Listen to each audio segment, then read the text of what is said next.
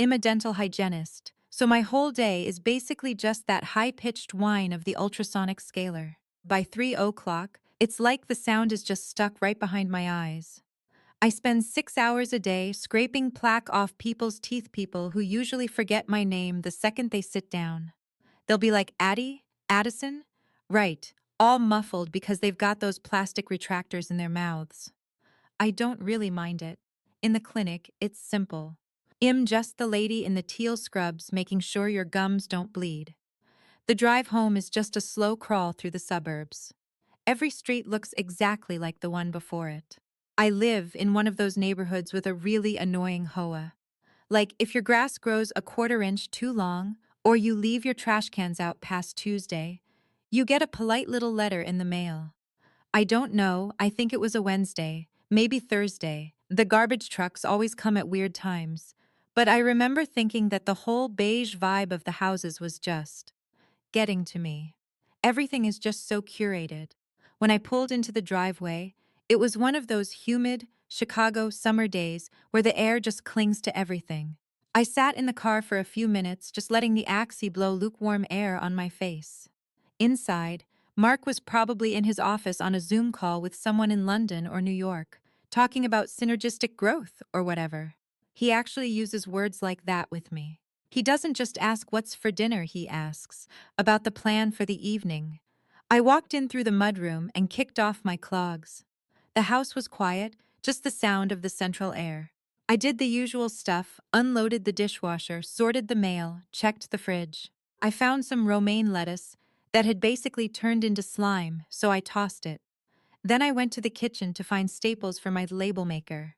I was digging through the junk drawer, which is a total disaster, because Mark insists on keeping the manual for every single appliance we've ever owned since 2008.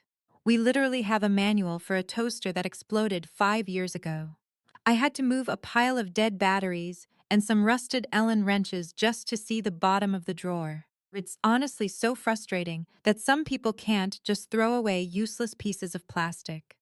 Anyway, I didn't find the staples, but I did find a receipt from a boutique hotel downtown from 3 weeks ago. I just stared at it. It was for 2 cocktails and an order of truffle fries. I hate truffle fries, they taste like synthetic oil. And I definitely wasn't in the city 3 weeks ago. I was in Naperville helping my mom after her gallbladder surgery. I didn't have some big cinematic reaction. No gasping or breaking vases. I just felt still, like when your tooth goes numb after the local anesthetic. I put the receipt on the counter and just looked at it. Mark told me he was in Indianapolis for a corporate retreat that weekend. He'd sent me a photo of a steak dinner, but the lighting was dim and the background was blurry. I believed him because, honestly, believing him was just easier. For 15 years, I've been the one keeping everything running. I'm the one who remembers the oil changes, the kids' dental appointments, the HOA dues, which detergent doesn't make the baby break out in a rash. I've just gotten really good at staying in the background.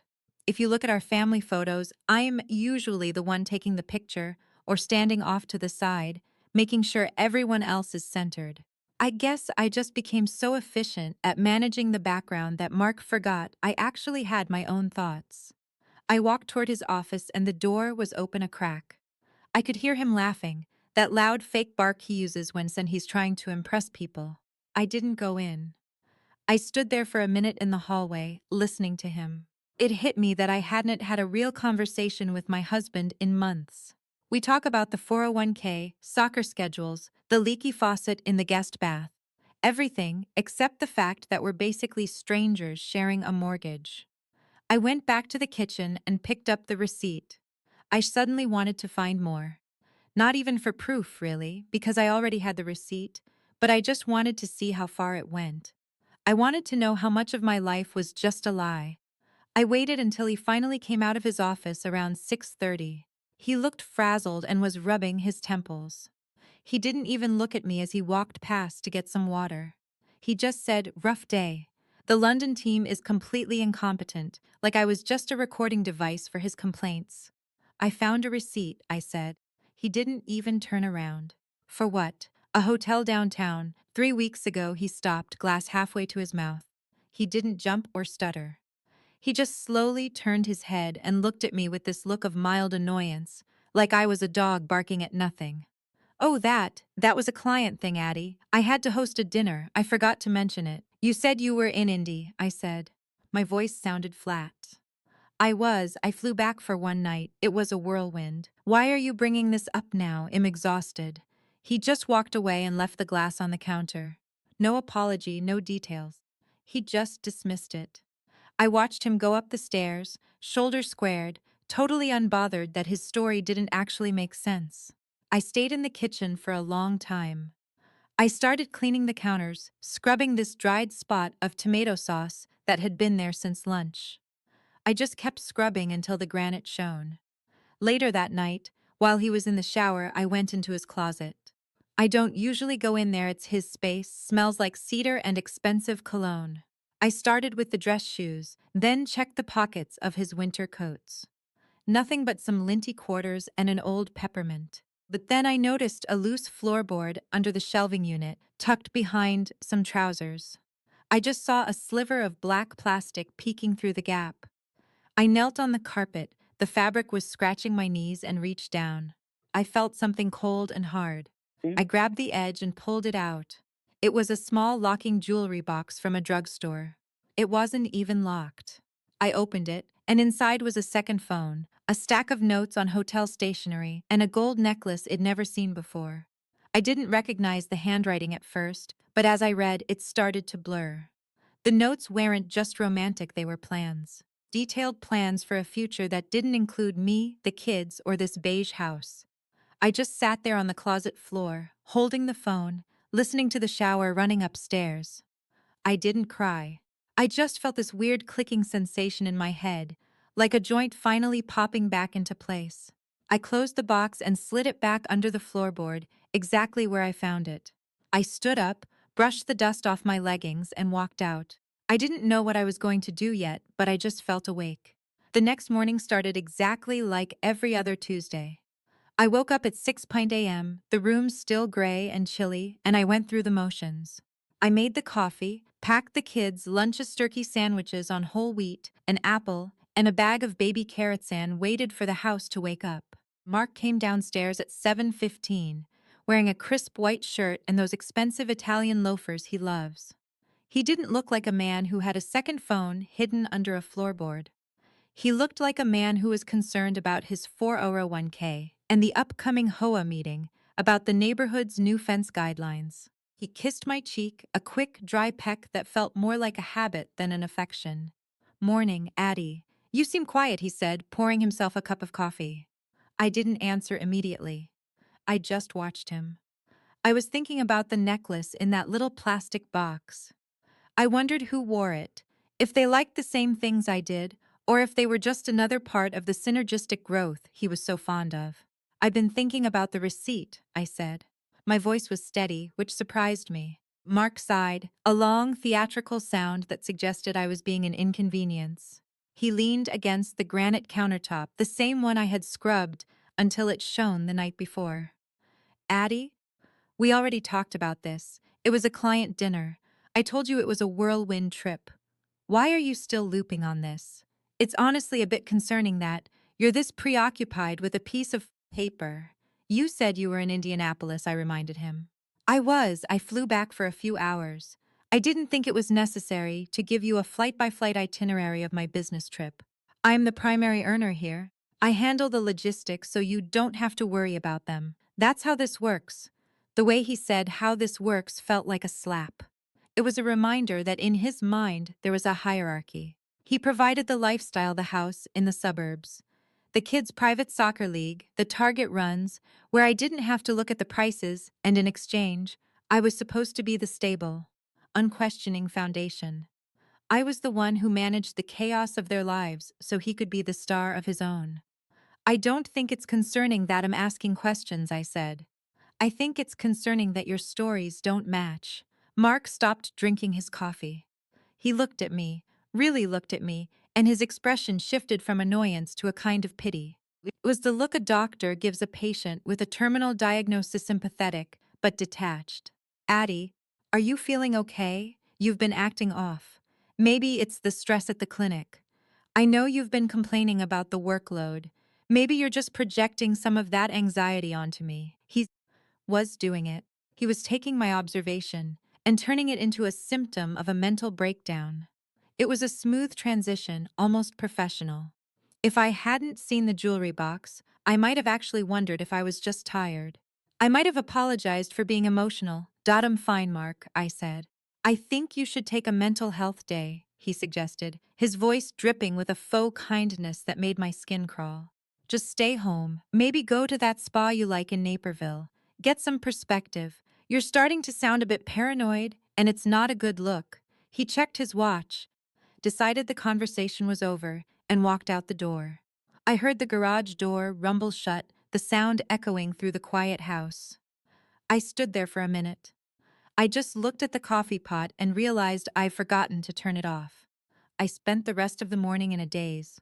I drove the kids to school, navigated the usual traffic jam near the shopping center, and went to work. At the clinic, the high-pitched whine of the scaler felt louder than usual. I spent 4 hours scraping tartar off the teeth of people who didn't know my name, and for the first time in my career, I didn't mind the anonymity. I liked the idea of being a stranger. I liked the idea of being someone no one expected anything from. I think it was around 1 p.m. or maybe 1:30. I can't remember because I had a patient who kept talking about her grandkids' dance recitals. Regardless, I went into the break room and sat in silence for 10 minutes. I realized that I didn't want a spa day. I didn't want to get some perspective. I wanted a ledger. When I got home that afternoon, the house was empty. The kids were at a teammate's house for a play date, and Mark wouldn't be back until late. I went straight to his office. I started by looking for his laptop. He keeps it password protected and he changes it every few months. I've tried guessing Itha's birthday, the kids' birthdays, the date we got married, but none of them worked. I sat in his leather chair, the one that cost more than my first car, and felt a sudden sharp spike of frustration. I noticed that the cable management tray under the desk was a mess, with wires tangling and gathering dust. It was honestly disgusting how he could be so meticulous about his corporate image but let the underside of his desk look like a bird's nest. I spent about 5 minutes just staring at a clump of dust bunnies, wondering why he didn't just buy a simple cable organizer from Amazon. Anyway, I stopped focusing on the dust and looked at the desk drawer. In the back, hidden under a stack of old notebooks, I found a small leather folder. Inside were some handwritten notes and a series of account numbers. They weren't for our joint account. They weren't for the 401k. I went to my own laptop and logged into our primary banking portal. I've always had access, but I rarely looked at the deep details. I usually just made sure the mortgage was paid and the utility bills were cleared. I started scrolling back through the last 2 years of transactions. At first, everything looked normal. Target, Shell, the local steakhouse, the HOA fees. But then I started noticing the transfers. Every 3 months, a sum of $5,000 was moved from our joint savings into an external account. It was always labeled as Diversified Investment Portfolio B. I had never heard of Portfolio B. I searched our emails for any mention of it. Nothing. I searched the physical files in the mudroom. Nothing. I realized that Mark had been siphoning off a significant portion of our savings for years, hiding it in an account I didn't know existed. He had built a financial wall between us, brick by brick, while I was busy making sure the kids had the right size soccer cleats. I felt a coldness settle in my chest. It wasn't sadness, it was a realization of the scale of the lie. The hotel receipt was just a symptom. The jewelry box was just a prop. The real what he did was the systemic erasure of my security. He hadn't just cheated with another woman, he had cheated with our future.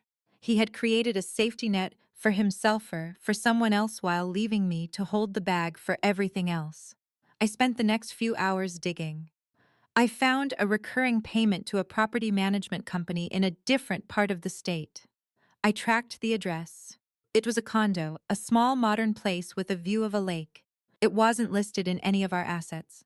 It was bought in cash, likely using the money from Portfolio B. I sat back in the chair and looked around the office. The mahogany bookshelves, the framed degrees, the awards for Executive of the Year. Everything in this room was designed to project a certain image of success and stability, and I had been the one to maintain that image. I was the one who dusted those awards. I was the one who made sure his shirts were pressed and his calendar was clear. I thought about all the times he had called me stable. He used it as a compliment, but now I realized it was a label. He wanted me stable so I wouldn't move. He wanted me predictable so he could be unpredictable. He wanted me to be the ground he walked on, something solid and unthinking, so he could fly wherever he wanted. Around 6 p.m., I heard the garage door open. I quickly closed the laptop and slid the leather folder back into the drawer. I walked out into the hallway and waited for him. He walked in, looking exhausted. He didn't look at me as he dropped his briefcase by the door. "Long day," he muttered. "I'm going to take a shower." I looked at the bank statements, I said. He stopped. He didn't turn around immediately. He just stood there, his back to me, his shoulders slightly tensed. When he fully turned, his face was a mask of confusion. "What are you talking about?" "Portfolio B, mark the $5 transfers, the condo." For a second, just a second, I saw a flash of something in his eyes. It wasn't guilt. It was anger. He was angry that I had found the door. But then the mask slid back into place. He laughed, a small condescending sound. "Addie, honestly, this is exactly what I was talking about this morning. This paranoia is getting out of hand. Portfolio B is a blind trust for the kids' college funds. I set it up so it wouldn't be affected by market volatility. I didn't tell you the details because I wanted it to be a surprise for their 18th birthdays. I wanted to be the hero who provides a debt-free education. And the condo, I asked. "The condo is a corporate asset," he lied, his voice smooth and effortless. "It's for visiting executives. I manage it as part of my role. Why on earth would you think it's a secret getaway?" He stepped closer to me, his expression shifting back to that pitying look. "I'm really worried about you, Addie. I think you're having some kind of episode. Maybe we should talk to someone, a therapist, maybe? You're seeing things that aren't there. You're turning a father's gift to his children into some sort of conspiracy." I looked at him, really looked at him, and I realized that he would never admit it. Not today, not tomorrow, not ever. He had spent years perfecting the art of the lie, and he was too arrogant to believe I could actually dismantle it. He thought he had me trapped in the role of the unstable wife. "Maybe you're right," I said, my voice flat. "Maybe I am just stressed." He smiled, a genuine smile of victory. "That's my girl. Now, do we have any of that pasta left from Sunday? I'm starving." I watched him walk toward the kitchen. I didn't feel the need to argue anymore. The arguing was for people who still believed the other person cared about the truth. I didn't care about the truth from his mouth.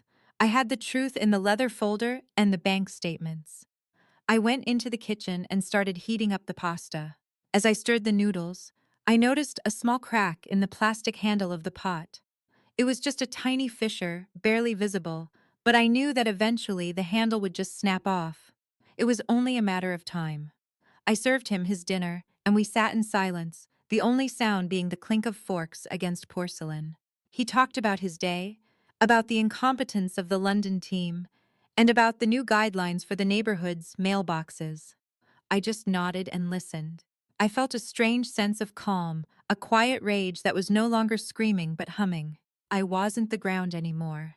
I was the one holding the map, and for the first time in 15 years, I knew exactly where I was going. I just had to make sure I didn't move too fast. I needed to gather everything that counts, the deeds, the evidence before he even realized the stable wife had started to move. I cleared the table and put the dishes in the dishwasher. I made sure to wipe the counters one last time. I just wanted everything to be clean. The next week was just a blur. I'm a dental hygienist, so it was just the same old teal scrubs and that minty paste smell every day. I just went through the motions. I made the school lunches. I went to that HOA meeting about the porch decorations. Apparently, you can't have oversized pumpkins after October 15th, which is just ridiculous. And I sat there and listened to Mark talk about his quarterly projections. I didn't bring up Portfolio B again. I didn't mention the condo. I just waited. I think he thought I'd just given up. Or that he'd fooled me. He's always been like that, Confusing silence for me just being okay with things. I think it was a Friday. Actually, maybe Thursday. The kids had early soccer in Naperville. Mark said he had a late night at the office. We both knew what that meant.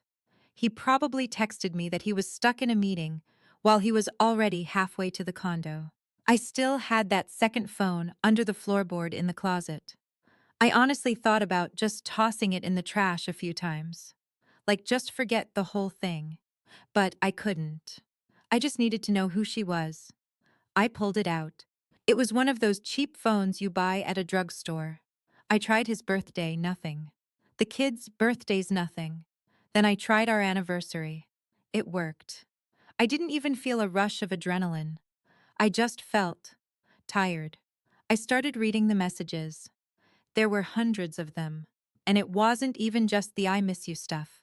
He was talking to her about things he hasn't told me in like 10 years. His fears about work, how much he hated the corporate politics at his firm. He was actually being human with her. It was just gross, honestly. That he had the capacity to be like that, he just decided I wasn't worth the effort. I spent a few hours on Instagram. Found her. 32, freelance interior designer. She liked mid-century modern furniture and those big linen shirts. She was pretty, but in a normal way. Like someone you'd actually get along with at a coffee shop. Then I saw a photo of a lake view. The caption said something about it being her favorite sanctuary. It was the condo. The corporate asset, she wasn't even hiding it. Shed posted pictures of the Insadith gray walls, the rugs. I knew the layout from the papers I'd seen. Shed decorated the whole thing. Shed made it a home. I just sat there on the edge of the bed with the blue light of the phone on my face. It's just.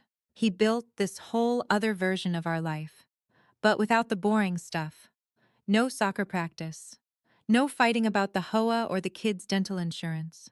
With her, he got to be the best version of himself, because she didn't know the guy who forgets the oil changes or gets annoyed when the kids cry too loud. She just knew the guy who bought the condo and the gold necklace. I got up to go to the bathroom and knocked over the laundry basket. His gym clothes went everywhere. I started picking them up and suddenly I was just really mad at the smell of his detergent. I remember we spent 20 minutes at Target a few months ago arguing about which scent to get. I wanted unscented for the kids' allergies, and he complained that it smelled like nothing. Now I'm thinking he probably uses the scented stuff at the condo. He wanted to smell different for her. I put the clothes away and splashed some water on my face. I looked in the mirror and I looked old. Tired. My hair was in a ponytail, just practical. I didn't look like a sanctuary. I looked like the person who cleans the sanctuary. I went back to the phone and checked the emails. He'd been seeing her for 3 years. 3 years. So while I was taking care of him when he had pneumonia, or dealing with the kids' new school, or cleaning the gutters, he was on these business trips with Lee. I found some emails from a year ago where they talked about an exit strategy. They didn't even call it a divorce. They called it a transition. He actually had a plan for the money. Using Portfolio B so he could support her without me knowing. He basically mapped out how to end us. I didn't cry or anything. I just. I don't know, I just felt very clear about things. I realized I'd spent 15 years just being useful. I was the one making sure everything worked. Like the plumbing in a house and a body notices it until it breaks, but you need it to live there. Mark didn't love me. He just loved that I kept his life stable so he could be the star. I spent the rest of the night taking photos of everything. Every message, every email, the bank transfers. I put them in a cloud drive and sent the link to a new email I'd made. I wanted a record of everything he took, the money, the time, all of it. The garage door opened around 9:00. I'd already put the phone back and put on a beige sweater. I was just sitting on the couch with a book when he came in. Hey, he says, tossing his keys. He looked tired, but he had this. I don't know, a lightness to him. He'd just come from his sanctuary. How was the meeting? I asked. I tried to keep my voice flat. Grueling, he said. He told me the VP was a nightmare and that he might have to go back to the city next weekend to iron things out. I didn't even react.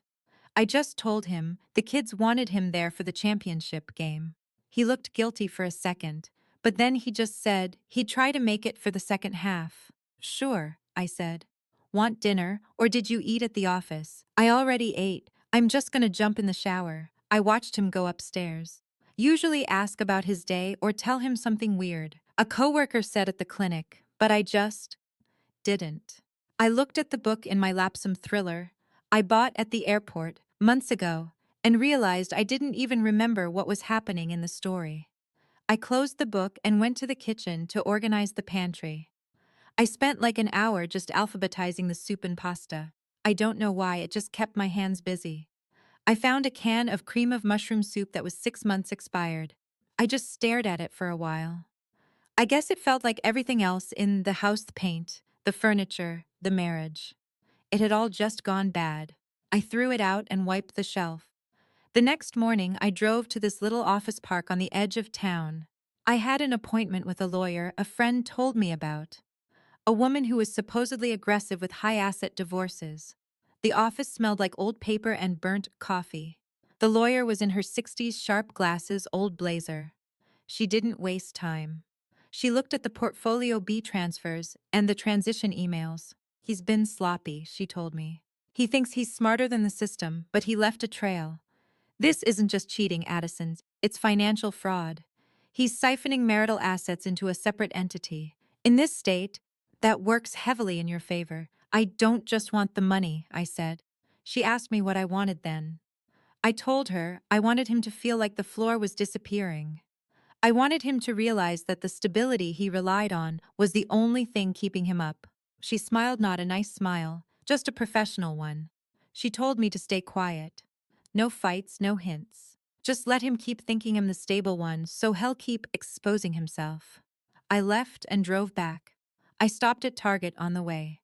I felt, I don't know, kind of detached. I bought some sponges, some light bulbs, because the one in the hallway was flickering, and that scented detergent Mark likes. When I got home, he was in the living room on his tablet. Hey, he said, not looking up. The Hoa sent another email. Apparently, some dog has been digging up the grass in the common area. They're threatening fines for the whole block if the owner doesn't come forward. That's annoying, I said, walking past him to put the groceries away. Right? He sighed. People are so irresponsible. It's like they don't understand how a community is supposed to function. I was just standing there holding a bag of apples. I looked at him, this guy who has a secret life and stole from our kids' future, and he's worried about a dog digging holes in the grass. I'll take care of it, I said. I'll see if I can find out who it is. He didn't even thank me. He just went back to his tablet. He had no idea that I wasn't maintaining the house anymore. I was just waiting. I spent the rest of the afternoon in the garden, pulling weeds. The soil was damp and got under my nails. I just kept ripping things out by the root until my back hurt. I went inside and scrubbed my hands until they were red. I looked at the sink and, I don't know. For 15 years, I'd been the one making sure everything stayed in place. I think I was actually looking forward to the mess. The next Tuesday, wait, was it Tuesday? No, it was Wednesday. It got really cold. Like that biting wind off Lake Michigan that just seeps into everything, no matter how high you turn up the heat. I spent most of the morning at the clinic. My hands were numb even with the gloves on, just doing the same old thing, scraping enamel, you know? It was actually kind of grounding. My patients were talking about the usual stuff: braces for their kids, insurance costs, who was getting divorced. I just nodded and did the professional thing, but my head was somewhere else. I was basically trying to figure out the value of a condo I didn't even own. I had a lunch appointment with Sarah, my lawyer. I told Mark I was meeting an old coworker for a quick bite in downtown Naperville. He didn't even look up from his phone. Just a vague while he was scrolling through LinkedIn, probably looking for some new corporate thing. Sarah's office still smells like old paper and burnt coffee. She had this mountain of folders on her desk and didn't even offer me water. She just slid a spreadsheet toward me. My paralegal went through the records, Sarah said. Her voice was kind of scratchy. Mark wasn't just putting money into Portfolio B. He's been using shell accounts to move things around. It's not like some huge corporate heist, but it's definitely fraudulent conveyance. Basically, he's hiding the money so you don't get your half. I looked at the numbers, but they didn't really feel real. Like a math problem in a book.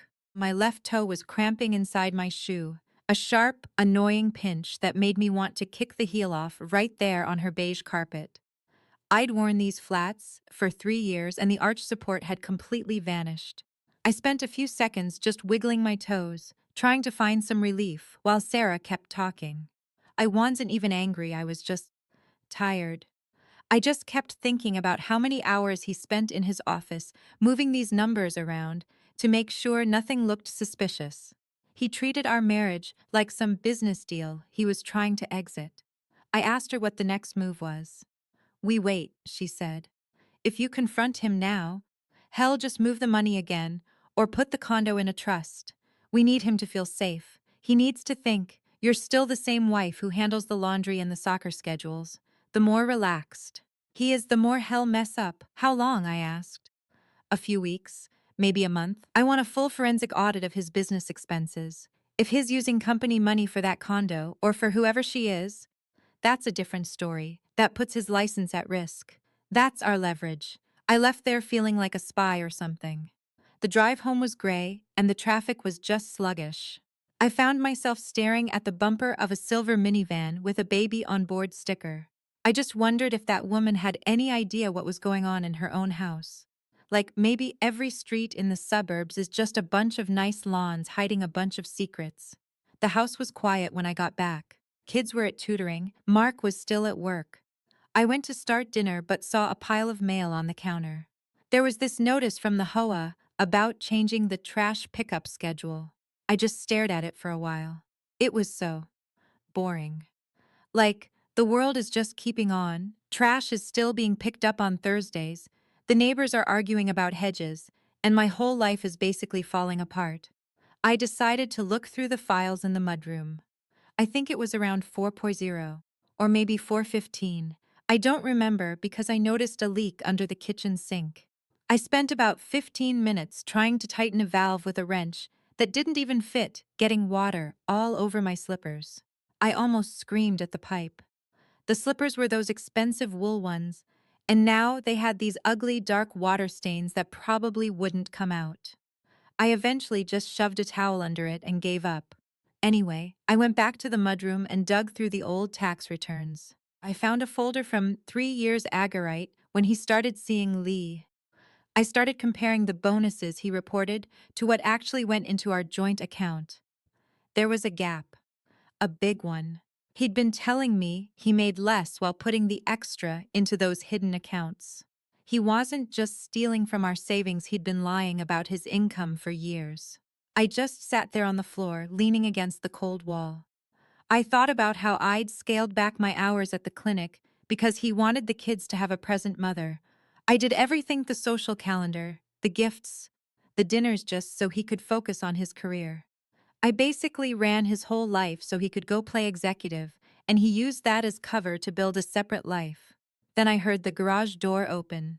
I quickly shoved the papers back and stood up, brushing dust off my pants. Mark walked in looking perfect. He had this new burgundy tie on. I don't remember buying that. He looked refreshed. "Hey," he said. "You're home early. Just finished at the clinic," I said. I tried to sound light, almost cheerful. It was weird, acting like the happy wife, but it was actually pretty easy. Like wearing a costume. In making lemon chicken and asparagus. "Your favorite," he smiled. He actually believed it. Perfect, hell of a day. I just need 10 minutes to decompress. As he went upstairs, I just looked at that tie. I wondered if Leah picked it out, if he wore it just for her.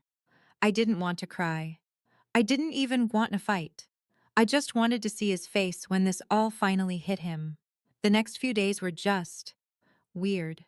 At home, I was the perfect partner. I asked about his meetings, reminded him about the pediatrician, complimented his projects. I was so polite that he actually started to relax. He got more affectionate, even brought home some lilies on Friday. Just because, he said, kissing my forehead. I looked at the lilies and thought about funerals. I put them in a vase on the dining table, right where Wed eventually signed the divorce papers. I spent my free time texting Sarah. We were building this digital folder bank statements, emails, photos of the condo. Sarah said the transition emails he wrote to Leah were the smoking gun. It proved he planned to cheat me and the kids out of their inheritance. One night, while he was in the shower, I took his phone.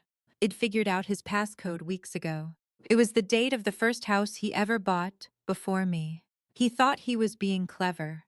I went straight to the messages with Lee. The screen had these annoying oily fingerprints all over it, probably from his lunch.